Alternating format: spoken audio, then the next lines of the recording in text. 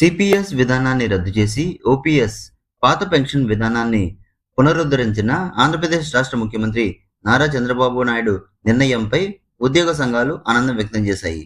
ఈ సందర్భంగా AP NGOs కార్యాలయంలో సిపిఎస్ టు ఓపీఎస్ ఉద్యోగ, ఉపాధ్యాయ మరియు పోలీసుల సమాఖ్య ఆధ్వర్యంలో నిర్వహించిన ప్రెస్ మీట్లో 26 జూలై ఆదివారం మంగళగిరి సీకే కన్వెన్షన్లో నిర్వహించనున్న ఆంధ్రప్రదేశ్ రాష్ట్ర ముఖ్యమంత్రి మాన్యశ్రీ నారా చంద్రబాబు నాయుడు గారి కృతజ్ఞతా సభ పోస్టర్ ఆవిష్కరణ కార్యక్రమం జరిగింది. ఈ కార్యక్రమంలో సిపిఎస్ టు ఓపీఎస్ ఉద్యోగ, ఉపాధ్యాయ మరియు పోలీసుల సమాఖ్య coordinator KL Srinivas, P Sivaprasad, V Raghuram, T Nagaraju, Abdul Nayeem, K Veerababu, L Mary తదితరులు పాల్గొన్నారు.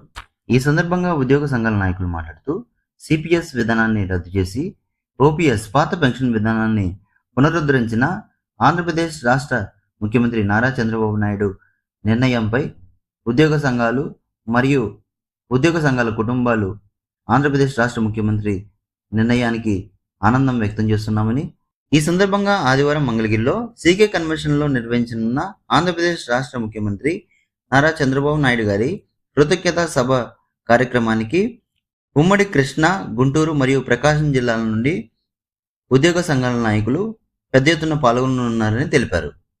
నా పేరు కొమ్మనమేని లక్ష్మీ శ్రీనాథ్, 2003 డిఎస్సి ఉపాధ్యాయుల రాష్ట్ర కన్వీనర్గా పనిచేస్తున్నాను. ఇప్పుడు సిపిఎస్ టు ఓపీఎస్ ఉద్యోగ, ఉపాధ్యాయుల సమైక్య కోఆర్డినేటర్గా నేను పెద్ద ఎత్తున మరి ఏదైతే 11,000 మంది ఉద్యోగ ఉపాధ్యాయులకు కేంద్ర ప్రభుత్వం మేము 57 అనుసరించి మరి ఈ ప్రభుత్వం మేము జీవో నంబర్ 53ని విడుదల చేసిన సందర్భంగా రాష్ట్ర వ్యాప్తంగా ఉన్నటువంటి 11,000 మంది ఉద్యోగ ఉపాధ్యాయులు మరి పోలీసులు మరి ప్రభుత్వానికి పెద్ద ఎత్తున కృతజ్ఞత తెలపడానికి ప్రాంతాల వారీగా మేము కృతజ్ఞత సభలు ఏర్పాటు చేస్తున్నాం. దానిలో భాగంగా గత ఆదివారం 19న మరి ఉత్తరాంధ్రలో విశాఖపట్నం వేదికగా అక్కడ పెద్ద ఎత్తున 2,000 మందితో ప్రభుత్వానికి కృతజ్ఞత తెలిపాం. మరి రేపు ఆదివారం జూలై 26వ తేదీన సీకే కన్వెన్షన్ సెంటర్ మంగళగిరి నందు ఉదయం 9:30 గంటలకు మరి ఉమ్మడి కృష్ణా, గుంటూరు, ప్రకాశం జిల్లాల్లో ఉన్నటువంటి ఎవరైతే సిపిఎస్ నుంచి ఓపీఎస్ అర్హులు ఉన్నారో వాళ్ళందరూ కూడా వాళ్ళ యొక్క కుటుంబ సభ్యులతో పెద్ద ఎత్తున ప్రభుత్వానికి కృతజ్ఞత తెలపడానికి ఈ కృతజ్ఞత సభకి మరి వేలాదిగా తరలి వస్తున్నారు. మరి ప్రభుత్వం గౌరవ ముఖ్యమంత్రి నారా చంద్రబాబు నాయుడు గారికి మరి కృతజ్ఞతలు తెలపడానికి మేమందరూ కూడా తరలి వస్తున్నాం.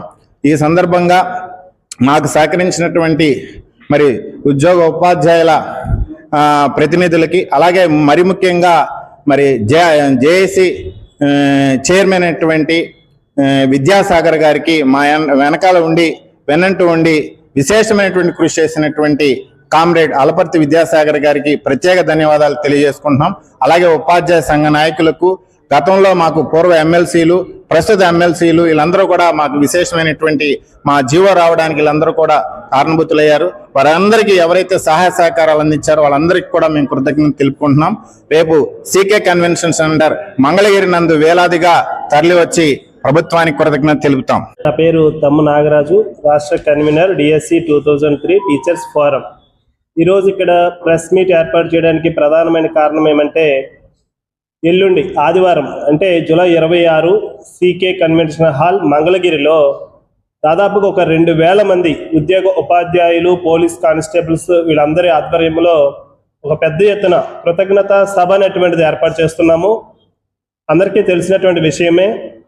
కేబినెట్ ఆమోదం, అదేవిధంగా జీవో నెంబర్ 53 ద్వారా ఏ సిపిఎస్ అయితే రద్దు కాదు, అత్యంత అసాధ్యం అని చెప్పేసినటువంటి ఈ పరిస్థితుల్లో ఒక సిపిఎస్ అనేటువంటి విధానాన్ని ఒక 11,000 మందికి రద్దు చేసి సాధ్యం కాదు అనుకున్న దాన్ని, పాత పెన్షన్ విధానాన్ని పునరుద్ధరించినటువంటి ఈ ప్రభుత్వానికి, ఈ ముఖ్యమంత్రి నారా చంద్రబాబు నాయుడు గారికి కృతజ్ఞతలు తెలిపేందుకు ఏర్పాటు చేస్తున్నటువంటి సభ. ఈ సభకు 3 ఉమ్మడి జిల్లాలు, ఉమ్మడి కృష్ణా జిల్లా, ఉమ్మడి గుంటూరు జిల్లా, ఉమ్మడి ప్రకాశం జిల్లా, ఈ 3 జిల్లాల నుంచి కూడా దాదాపుగా 2,000 మందికి తగ్గకుండా అందరూ కూడా అక్కడికి హాజరు కావాలనేటువంటి పిలుపుని ఈరోజు మేము ఇస్తున్నాం. ఎందుకంటే 2003లో నోటిఫికేషన్ ద్వారా రిక్రూట్ కాబడినటువంటి మనము దాదాపుగా 20 ఏళ్ల పాటు సిపిఎస్ అనేటువంటి విధానంలో ఉంటూ అదే 20 ఏళ్ల పాటు మనం ఎందుకు ఈ సిపిఎస్ విధానంలో కొనసాగుతున్నాము అనేటువంటి ఆందోళన, ఆవేదనతో ఉద్యోగాలు చేస్తూ వచ్చాము.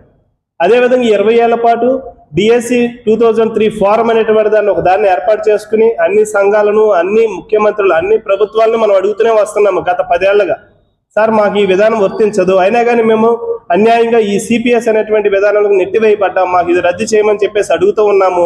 ఈ 10 ఏళ్లుగా మనమంతా కూడా ఈ 11,000 మందిని కూడా మనమంతా కూడా ఆవేదనను పంచుకున్నాము, మనది బ్యాడ్ లక్ బ్యాచ్ అనుకున్నాము, ఆందోళన షేర్ చేసుకుంటూ వచ్చాము. కానీ ఈ జూలై నెలలో ఏం జరిగింది? ఎవరు కూడా ఊహించిన విధంగా విద్యాసాగర్ గారి ద్వారానైతేనేమి, డిఎస్సి 2003 ఫోరం పెట్టినటువంటి కృషి ద్వారానైతేనేమి, ముఖ్యమంత్రి గారి అన్నిటికన్నా మించి ముఖ్యమంత్రి గారి యొక్క మంచి మనసు ద్వారానైతేనేమి మనం పాత పెన్షన్ సాధించుకున్నటువంటి సంతోష క్షణాలను గడుపుతూ ఉన్నాం.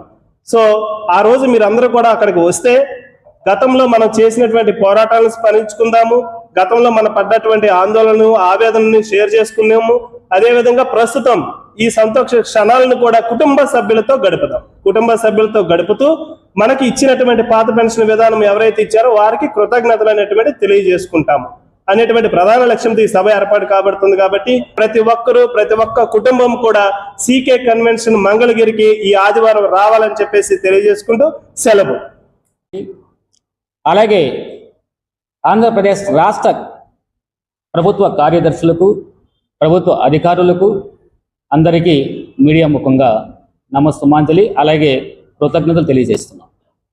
ఎందుకంటే గౌరవ సుప్రీంకోర్టు ఇచ్చినటువంటి జడ్జిమెంట్ ఆధారంగా కేంద్ర ప్రభుత్వం 57 మెమో ఇచ్చినప్పటికీ 57 మెమో ద్వారా దాదాపు కేంద్ర ప్రభుత్వ ఉద్యోగులకి ఓపీఎస్ని కల్పించడమే కాకుండా అనేక రాష్ట్రాల్లో కూడా ఈ యొక్క ఓపీఎస్ని ఇంప్లిమెంట్ చేయడం జరిగింది. ఈ విషయాన్ని గత ప్రభుత్వం దృష్టి తీసుకెళ్లడం జరిగింది.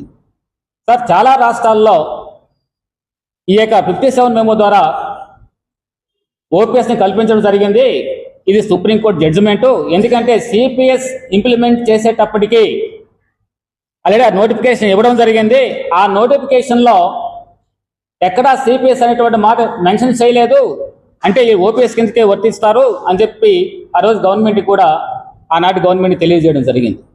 కానీ గతంలో ఉద్యోగులు ఆశించిన విధంగా ఫలితం రాలేదు.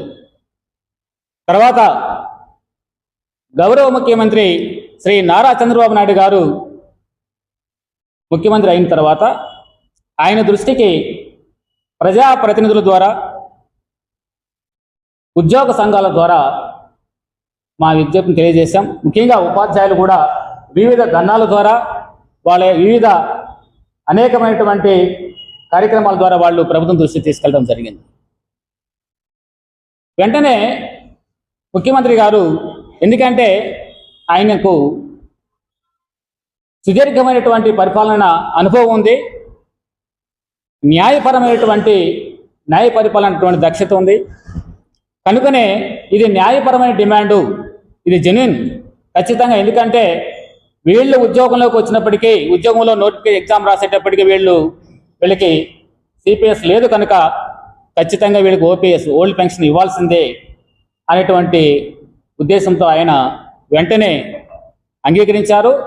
ఆయన ఇచ్చినటువంటి హామీ ప్రకారము ఈరోజు జీవో విడుదల చేయడం, దానికి సంబంధించినటువంటి గైడ్ లైన్స్ కూడా ఆల్రెడీ తయారవుతున్నాయి. ఆ గైడ్ లైన్స్ కూడా ఒక 2-3 రోజుల్లో అది కూడా జీవో రూపంలో వస్తుంది.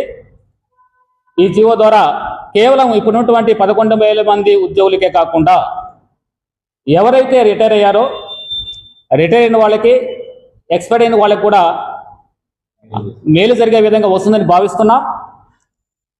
ఈ విషయాన్ని ప్రభుత్వం దృష్టికి కూడా తీసుకెళ్ళడం జరిగింది. ప్రభుత్వం కూడా ముఖ్యంగా ఈ విషయంలో సానుకూలంగా స్పందిస్తుందని చెప్పి అనుకుంటున్నాం. ఏదేమైనా ఈరోజు ఈ 11,000 మంది ఉద్యోగులు కూడా ప్రభుత్వానికి ఎప్పుడు రుణపడి ఉంటారు. అలాగే ప్రభుత్వం ఇచ్చేటువంటి ప్రతి కార్యక్రమంలో కూడా అనుకున్న దానికంటే ఎక్కువగా పార్టిసిపేట్ చేసి ప్రభుత్వం మన్ననలు పొందగలుగుతారని చెప్పి మేము భావిస్తున్నాం. రేపు జరగబోయేటువంటి సీకే కన్వెన్షన్లో జరగబోయేటువంటి సభ అది పెద్ద ఎత్తున జరగబోతుంది. చాలామంది ప్రజాప్రతినిధులు హాజరవుతారు, సంఘాల నాయకులు హాజరవుతారు. కాబట్టి ఖచ్చితంగా విజయవంతం చేయాలని చెప్పి మేము అందరం భావిస్తూ ఉన్నాం. మా యొక్క ఈ కార్యక్రమంలో మీరు కూడా భాగమైనందుకు మీకు ప్రత్యేకంగా ధన్యవాదాలు తెలియజేసుకుంటూ సెలవు తీసుకున్నాం. Thank you.